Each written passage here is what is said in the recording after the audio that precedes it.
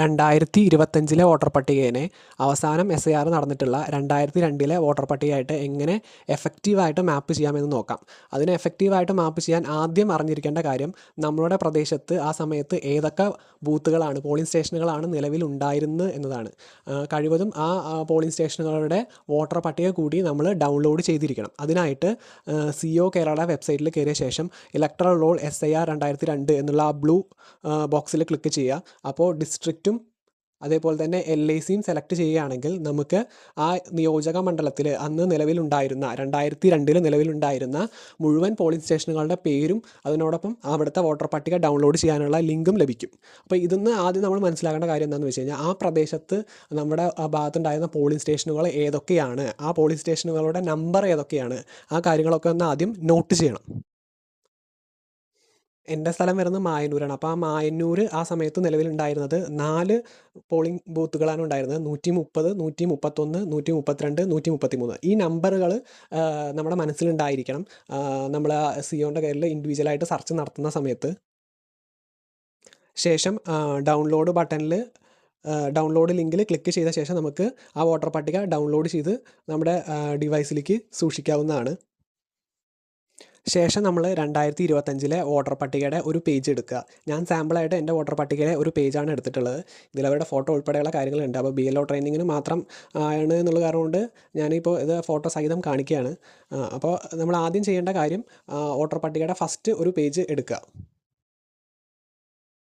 ശേഷം 40 വയസ്സിന് താഴെ വരുന്ന, അതായത് 2002 18 വയസ്സ് പൂർത്തിയാകാത്ത വോട്ടർമാരെ നമുക്ക് എന്ത് ചെയ്യാം, പെൻസിൽ കൊണ്ട് ക്രോസ് ചെയ്ത് മാർക്ക് ചെയ്യാം. അപ്പോൾ ഇനി അതിൽ ക്രോസ് ചെയ്യാത്ത ആളുകളെ മാത്രമേ നമുക്ക് സെർച്ച് ചെയ്യേണ്ടതായിട്ട് വരുന്നുള്ളൂ. ശേഷം ഞാൻ അതിലെ ക്രോസ് ചെയ്യാത്ത ഒരു വോട്ടറെ ഞാൻ സെലക്ട് ചെയ്തിട്ട് ആളുടെ ഡീറ്റെയിൽസ് ആദ്യമായിട്ട് ഇൻഡിവിജ്വലായിട്ട് സെർച്ച് ചെയ്യാൻ പോവുകയാണ്. അപ്പോൾ ആളുടെ പേര് പ്രഭാകരൻ എന്നും ആളുടെ വീട്ടുപേര് പത്തുപുതിയിൽ നിന്നാണ്. അപ്പോൾ ഞാൻ ഇതിൽ ഡിസ്ട്രിക്റ്റും LICയും മാത്രമേ സെലക്ട് ചെയ്തിട്ടുള്ളൂ. അത് മാത്രമേ മാൻഡറ്ററി ഉള്ളൂ. ബാക്കിയൊന്നും സെലക്ട് ചെയ്യണമെന്ന് നിർബന്ധമില്ല. അപ്പോൾ ഞാൻ ഇതിൽ ബൂത്ത് നെയിം സെലക്ട് ചെയ്യുന്നില്ല. കാരണം എന്താണെന്ന് വെച്ച് കഴിഞ്ഞാൽ, ബൂത്ത് നെയിം സെലക്ട് ചെയ്താൽ ആ ഒരു ബൂത്തിന് മാത്രമേ ആ സെർച്ച് നടത്താൻ പറ്റുള്ളൂ. നമ്മൾ നേരത്തെ ആ ബൂത്തുകളുടെ പേരും അവരുടെ നമ്പറും നേരത്തെ നോട്ട് ചെയ്ത് മനസ്സിലാക്കിയിട്ടുണ്ട്. അപ്പോൾ ഇനി ഇതിന്ന് എൻട്രീസ് വരുമ്പോൾ എൻ്റെ ബൂത്തിനെ സംബന്ധിച്ച് 130 മുതൽ 133 വരെയുള്ള പാർട്ട് നമ്പറോട് കൂടി വരുന്ന എൻട്രികൾ മാത്രം ഞാൻ ശ്രദ്ധിച്ചാൽ മതി. അതിനായിട്ട് ഞാൻ ആളുടെ പേര് സെർച്ച് ചെയ്യാൻ പോവുകയാണ്. ഇതിൽ നമ്മൾ മലയാളത്തിൽ വേണം സെർച്ച് ചെയ്യാൻ. അതേപോലെ മലയാളത്തിൽ സെർച്ച് ചെയ്യുമ്പോൾ ഫോണ്ട് ഇതിലുള്ള ഒരു പ്രശ്നമുള്ളത് കൊണ്ട് തന്നെ നമ്മൾ മുഴുവനായിട്ട് പേര് വ്യക്തമായി അടിച്ചാലും ചിലപ്പോൾ പേരും അതേപോലെ വീട്ടുപേരും ബൂത്തിൻ്റെ നെയിമും എല്ലാം കറക്റ്റായിട്ട് സെലക്ട് ചെയ്ത് സെർച്ച് കൊടുത്താലും ചിലപ്പോൾ റെക്കോർഡ് കിട്ടണമെന്നില്ല. അപ്പോൾ ഈ ഫോണിൻ്റെ പ്രശ്നമുള്ളതുകൊണ്ട് തന്നെ മിനിമം ലെറ്റേഴ്സ് വെച്ചിട്ട് നമ്മൾ സെർച്ച് ചെയ്താൽ മതി. ഞാനിവിടെ വോട്ടർ നെയിമിൻ്റെ അവിടെ പ്ര എന്ന് മാത്രമേ കൊടുത്തിട്ടുള്ളൂ. പ്രഭാകരം എന്നുള്ളത്തെ പ്ര എന്ന് മാത്രവും ഹൗസ് നെയിമിലെ പത്തുപുതിയിൽ എന്നുള്ളത്തെ പത്തു എന്നുള്ളത് മാത്രമേ കൊടുത്തിട്ടുള്ളൂ. ശേഷം ഞാൻ സെർച്ച് കൊടുക്കുകയാണ്. അപ്പോൾ ആ ചേലക്കര നിയോജക മണ്ഡലത്തിൽ ആകെ 2 എൻട്രികളെ വരുന്നുള്ളൂ. ചില കേസിൽ നമ്മൾ വീടിൻ്റെ പേര് പകുതി അടിക്കുമ്പോൾ ചിലപ്പോൾ 90 എൻട്രികളൊക്കെ വരുന്നുണ്ടാവും. ആ കേസിൽ മുഴുവനായിട്ട് പേരും ഏകദേശം പകുതിയോളം വീട്ടുപേരും അടിച്ചു കഴിഞ്ഞാൽ വളരെ കുറച്ച് എൻട്രീസ് മാത്രമേ അതിൽ സെലക്ട് ചെയ്യാണ്ടാവുള്ളൂ. ഒരു 10-20 എൻട്രി ആണെങ്കിൽ നമുക്കതൊന്ന് വേഗം സ്ക്രോൾ ചെയ്ത് കണ്ടുപിടിക്കാൻ സുഖമാണ്. അപ്പോൾ ഇതിൽ 2 എൻട്രിയേ ഉള്ളൂ. അതിൽ തന്നെ എൻ്റെ ബൂത്ത് നമ്പർ ഞാൻ നോട്ട് ചെയ്ത് വെച്ചിട്ടുണ്ടായിരുന്നു 131. അപ്പോൾ പാർട്ട് നമ്പർ 131 തന്നെയാണ് ഈ 2 എൻട്രിയും വരുന്നത്. അപ്പോൾ ആ 2 എൻട്രികളിൽ ഏതാണ് എൻ്റെ വോട്ടർ എന്ന് അറിയാൻ വേണ്ടിയിട്ട് ഞാൻ പേരും ആളുടെ വീട്ടുപേരും അച്ഛൻ്റെ പേരും വോട്ടർ പട്ടികയായിട്ട് 2025 വോട്ടർ പട്ടികയായിട്ട് കമ്പയർ ചെയ്ത് നോക്കി. അപ്പോൾ ഫസ്റ്റത്തെ എൻട്രി തന്നെയാണ് പാർട്ട് നമ്പർ 131 250 സീരിയൽ നമ്പറായിട്ട് വരുന്ന എൻട്രിയാണ് എൻ്റെ ബൂത്തിലെ ആൾ എന്ന് എനിക്ക് മനസ്സിലായി. ശേഷം ആ ആളുമായി ബന്ധപ്പെട്ട് വരുന്ന മറ്റ് വോട്ടർമാരെ അറിയാനായിട്ട്, അതായത് ആളുടെ കുടുംബത്തിലെ മറ്റ് വോട്ടർമാരെ അറിയാനായിട്ട് അതിലെ ഹൗസ് നമ്പർ എന്ന ഭാഗത്ത് പച്ച കളറിൽ കാണുന്ന ഹൗസ് നമ്പർ എന്നുള്ള ബോക്സിൽ തൊടുകയാണെങ്കിൽ ആ വീട്ടിൽ വരുന്ന മറ്റ് വോട്ടർമാരെ കൂടി അറിയാനായിട്ട് സാധിക്കും. ശേഷം ഞാൻ പ്രഭാകരൻ എന്ന് പറഞ്ഞ വോട്ടറുടെ ബൂത്ത് നമ്പറും സീരിയൽ നമ്പറും നോട്ട് ചെയ്യുക. അപ്പോൾ വ്യക്തമായിട്ട് നോട്ട് ചെയ്യണം എന്നില്ല. 131 ബൂത്തിലെ ഇത്രാം സീരിയൽ നമ്പർ, അപ്പോൾ 131-250 എന്ന് മാർക്ക് ചെയ്തു. ശേഷം ഞാൻ മറ്റേ റിലേറ്റീവ്സിൽ നോക്കിയപ്പോൾ കിട്ടിക്കഴിഞ്ഞാൽ ആളുടെ വൈഫിൻ്റെ പേരും 131-251 കിടക്കുന്നുള്ളതും ഇതിൽ മാർക്ക് ചെയ്തു. അപ്പോൾ ഇങ്ങനെ ഈ പേജിൽ തന്നെ ഞാൻ 2-3 4 വ്യക്തികളുടെയാണ് നോക്കിയിട്ടുള്ളൂ. ബാക്കിയൊക്കെ അവരുടെ ഹൗസ് നമ്പറിൻ്റെ ഭാഗത്ത് ക്ലിക്ക് ചെയ്യുമ്പോൾ കിട്ടിയ റിലേറ്റീവ്സിൽ നിന്ന് ആണ് ബൂത്ത് നമ്പറും സീരിയൽ നമ്പറും കിട്ടിയിട്ടുള്ളത്. അപ്പോൾ ഇങ്ങനെ നോക്കുന്ന സമയത്ത് 131-ലെ 251, 253, 255, 256 ഒരു ക്രമമായിട്ട് സീരിയലായിട്ടാണ് പോണതെന്ന് എനിക്ക് മനസ്സിലായി. അപ്പോൾ ഇനി ഓരോ ഇൻഡിവിജ്വലായിട്ട് സെർച്ച് ചെയ്യുന്നതിന് പകരം എന്ത് ചെയ്യാം, 2002-ലെ ആ വോട്ടർ പട്ടികേനെ ക്രമമായിട്ടൊന്ന് അനലൈസ് ചെയ്യാം എന്ന് മനസ്സിലാക്കാം. ശേഷം ഞാൻ എന്ത് ചെയ്തു, 251-ന് ശേഷമുള്ള കണ്ടിന്യൂസ് ആയി വരുന്നത് ആ ട്രെൻഡ് മനസ്സിലാക്കിയ ശേഷം അതിനുള്ള ശേഷമുള്ള വോട്ടേഴ്സിനെ അനലൈസ് ചെയ്യാൻ തുടങ്ങി. അപ്പോൾ അനലൈസ് ചെയ്യുമ്പോൾ അവരുടെ പേരും എന്ന് ചെക്ക് ചെയ്ത് നോക്കുക. ആ വീട്ടുപേരും പേരുള്ളവർ വോട്ടർ പട്ടികയിൽ അടുത്തായിട്ട് വരുന്നുണ്ടെങ്കിൽ, അടുത്തായിട്ട് വരുന്നത് കണ്ടുപിടിക്കാനാണ് 18 വയസ്സിന് താഴെയുള്ളവരെ ക്രോസ് ചെയ്ത് മാർക്ക് ചെയ്യാൻ പറഞ്ഞത്. അപ്പോൾ അവരെ ക്രോസ് ചെയ്ത് മാർക്ക് ചെയ്യുമ്പോൾ പിന്നെ അവരെ നോക്കേണ്ട ആവശ്യം വരുന്നില്ല. അപ്പോൾ ബാക്കിയുള്ളവർ ഇങ്ങനെ അനലൈസ് ചെയ്യുമ്പോൾ നമുക്ക് മനസ്സിലാവുന്നത്, ആ 18 വയസ്സുള്ളവരെ മാറ്റി നിർത്തുമ്പോൾ ബാക്കി എല്ലാവരും, ഒട്ടുമിക്ക ആളുകളും ഒരു ക്രമത്തിൽ ഒരു പരിധി, ഒരു സെറ്റ് ഓഫ് ലിമിറ്റ് വരെ കണ്ടിന്യൂസ് ആയിട്ട് വരുന്നുണ്ട്. അപ്പോൾ എനിക്കും അങ്ങനെ മനസ്സിലായി, ഒരു ലിമിറ്റ് വരെ അത് കണ്ടിന്യൂസ് ആയിട്ട് വരുന്നുണ്ട് എന്ന്. അതിനുശേഷം ഇപ്പോൾ ഞാൻ ഇൻഡിവിജ്വൽ സെർച്ച് നടത്താതെ ഈ വോട്ടർ പട്ടിക നോക്കിയിട്ട് എന്ത് ചെയ്തു, അടുത്ത വരുന്ന ആളുകളുടെ സീരിയൽ നമ്പറും ബൂത്ത് നമ്പറും നോട്ട് ചെയ്തു. അപ്പോൾ അങ്ങനെ നമ്മൾ മാർക്ക് ചെയ്യുമ്പോൾ തന്നെ ചില വോട്ടേഴ്സിൻ്റെ ഡീറ്റെയിൽസ് നമുക്ക് ഈ വോട്ടർ പട്ടികയിൽ നിന്ന് കണ്ടിന്യൂസ് ആയിട്ട് ചെക്ക് ചെയ്യുമ്പോൾ കിട്ടില്ല. അപ്പോൾ അങ്ങനെയുള്ളവരെ എന്ത് ചെയ്യുക, നമ്മൾ ഒരു റൗണ്ട് ചെയ്ത് മാർക്ക് ചെയ്ത് വയ്ക്കുക. അപ്പോൾ റൗണ്ട് ചെയ്ത് മാർക്ക് ചെയ്ത് വെച്ച് കഴിഞ്ഞ് കഴിഞ്ഞാൽ അവരെ മാത്രം പിന്നീട് നമ്മൾ സ്പെഷ്യലായിട്ട് ഇൻഡിവിജ്വൽ സെർച്ച് നടത്തിയാൽ മതി.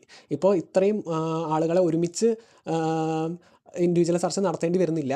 1, 2, 3 പേരുടെ ആദ്യം ഇൻഡിവിജ്വൽ സെർച്ച് നടത്തുക. അപ്പോൾ ഒരു ട്രെൻഡ് മനസ്സിലാവും. ആ വോട്ടർ പട്ടികയിലെ ആ സീരിയൽ നമ്പറിൽ പോയിട്ട് കുറച്ച് ബ്ലോക്കുകൾ കണ്ടിന്യൂസ് ആയിട്ട് വരുന്നുണ്ടാവും. അതിൽ തന്നെ എല്ലാവരും കിട്ടണമെന്നില്ല. അങ്ങനെ കിട്ടാത്തവരെ റൗണ്ട് ചെയ്ത് മാർക്ക് ചെയ്യുക. അവരെ മാത്രം നമ്മൾ അവസാനം എന്ത് ചെയ്താൽ മതി, ഇൻഡിവിജ്വൽ സെർച്ച് നടത്തിയാൽ മതി. പിന്നീട് ഈ വോട്ടർ പട്ടികയുടെ ഒരു പോയിന്റിൽ എത്തുന്ന സമയത്ത് നമുക്ക് ഈ വോട്ടർ പട്ടികയിൽ നിന്ന് ഒരു ഡാറ്റയും കിട്ടാത്തൊരവസ്ഥ വരും.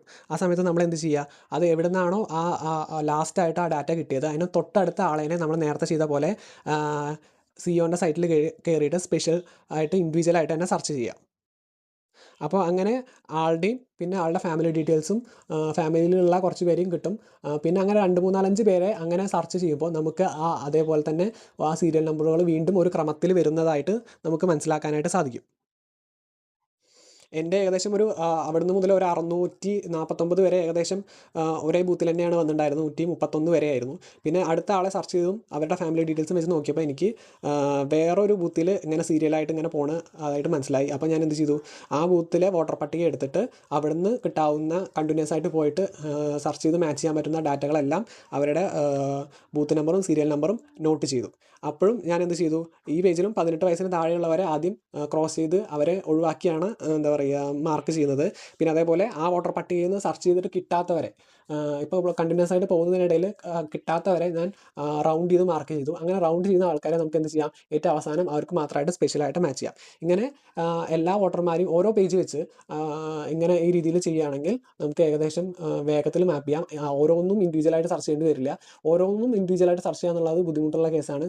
അതേപോലെ തന്നെ മാനുവലായിട്ട് മാത്രം സെർച്ച് ചെയ്യാണ്ട് വോട്ടർ പട്ടികയായിട്ട് കമ്പാരിസൺ ചെയ്യുമ്പോൾ നമ്മൾ ഇത്ര പേരെ മെമ്മറിയിൽ വെക്കും, വീണ്ടും ഇവിടെ കമ്പയർ ചെയ്യാൻ വരുമ്പോൾ നമ്മുടെ മനസ്സിൽ നിന്ന് പകുതി കാര്യങ്ങളൊക്കെ പോയിട്ടുണ്ടാവും. അപ്പോൾ ഇതിന് രണ്ടിൻ്റെ ഒരു ഹൈബ്രിഡ് ഫോം ഉപയോഗിക്കുകയാണെങ്കിൽ നമുക്ക് കുറച്ചും കൂടി എഫക്റ്റീവായിട്ട് അത് സെർച്ച് ചെയ്യാനായിട്ട് സാധിക്കും. അങ്ങനെ ഡാറ്റ അനലൈസ് ചെയ്ത് നോക്കിയതിൻ്റെ അടിസ്ഥാനത്തിൽ എൻ്റെ ബൂത്തിലെ ടോട്ടൽ ഇലക്ടേഴ്സിൽ 18 വയസ്സ് ആകാത്തവർ ഏകദേശം ഒരു 425 ഉണ്ട്. പിന്നെ ഞാനൊരു 423 കൂടി എഴുതിയിട്ടുണ്ട്. കാരണം എന്താണെന്ന് വെച്ച് കഴിഞ്ഞാൽ ചില കേസുകളിൽ സെർച്ച് ചെയ്യുമ്പോൾ 39 വയസ്സുള്ള ആളും വോട്ടർ പട്ടികയിൽ കാണുന്നുണ്ട്. അത് എന്തുകൊണ്ടാണെന്ന് അറിയില്ല. ചില സമയത്ത് 39 വയസ്സുള്ള 40 വയസ്സിന് താഴെയുള്ളവരെ ഒഴിവാക്കാമെന്ന് പറയുകയാണെങ്കിലും 30, 40 ആ ലെവലിൽ നിൽക്കണ അവർ ചില സമയത്ത് കാണാറുണ്ട്. അപ്പോൾ ഞാൻ അവരെ റൗണ്ട് ചെയ്ത് മാർക്ക് ചെയ്യുക, മൊത്തത്തിൽ ക്രോസ് ചെയ്യാതെ. അപ്പോൾ വീണ്ടും ഒരു സെർച്ച് അവർക്ക് വേണ്ടി ഇൻഡിവിജ്വലായിട്ട് നടത്തി നോക്കാറുണ്ട്. അപ്പോൾ പിന്നെ അതാണ് ഇവിടെ ഒരു ക്ലാരിഫിക്കേഷൻ. 425ഉം 423 ഞാൻ മാർക്ക് ചെയ്യാൻ കാരണം. പിന്നെ ഇപ്പോൾ ഇത് ഇങ്ങനെ ഡാറ്റ പെട്ടെന്ന് അനലൈസ് ചെയ്യാനും സുഖമാണ്. കാരണം ക്രോസ് വെട്ടി നമ്മൾ ക്രോസ് ആക്കിയ എല്ലാവരും 18 വയസ്സിന് ആകാത്തവരാണ് എന്നുള്ളത്. പിന്നെ മാപ്പ് ചെയ്തവർക്കൊക്കെ നമുക്ക് എന്തുണ്ടാവും, ഒരു സീരിയൽ നമ്പറും ബൂത്ത് നമ്പറും ഉണ്ടാവും. അപ്പോൾ അങ്ങനെ സീരിയൽ നമ്പറും ബൂത്ത് നമ്പറും കിട്ടിയവരെ നമുക്ക് മുഴുവനായിട്ട് എണ്ണുകയാണെങ്കിൽ നമ്മുടെ 2002 വോട്ടർ പട്ടിക മാപ്പ് ചെയ്തവർ കിട്ടും. ഈ 2 എണ്ണം നമ്മുടെ 2002 വോട്ടർ പട്ടികത്തെ 2025 വോട്ടർ പട്ടികയിൽ നിന്ന് ഈ മുകളിലത്തെ 2 എണ്ണം കുറച്ച് കിട്ടുന്നതാണ് നമുക്ക് മാപ്പ് ചെയ്യാൻ പറ്റാത്ത ആളുകളുടെ എണ്ണം.